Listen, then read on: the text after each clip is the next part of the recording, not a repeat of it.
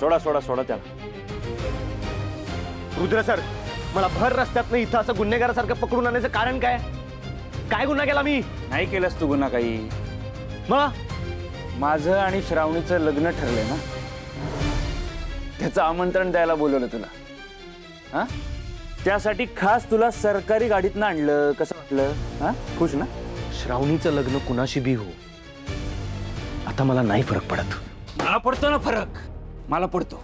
तिचं माझ्याशी लग्न ठरलंय आणि असं असताना सुद्धा तुझी हिंमत कशी होते तिला भेटायची, तिला फोन करण्याची? मी तिला फोन नाही केला. खोटं बोलतोस तू. माझ्यासमोर खोटं नाही बोलायचं. मला चांगलंच माहितीये तू तिला फोन करतोयस, तिला भेटतोयस. अरे हा, मी तुझ्यावर फक्त आरोप कशाला करतोय? तुझा फोन चेक करू शकतो ना मी. दे फोन, दे.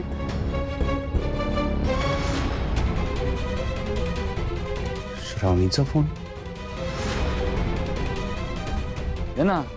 रुद्र सर, ह्यो माझा फोन आहे, तुम्ही नाही चेक करू शकत, कळलं? बऱ्या बोलू ना द्या. शेवटचं सांगतोय, इथं पोलिसांसमोर नाटकं नाही करायची. मी नाही म्हणलो ना.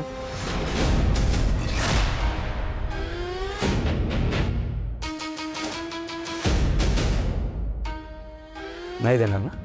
नाही देणार.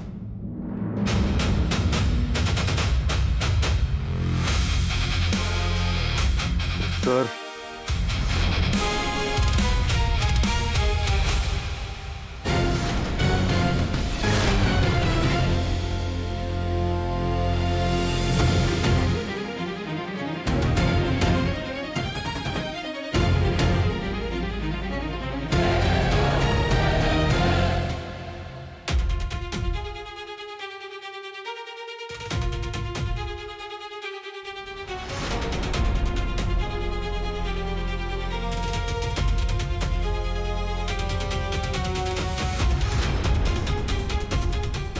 हे कसं शक्य आहे?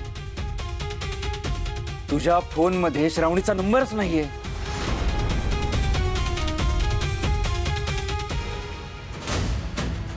रुद्र सर, ह्यो माझा फोन आहे आणि मी तुम्हाला देणार नाहीये.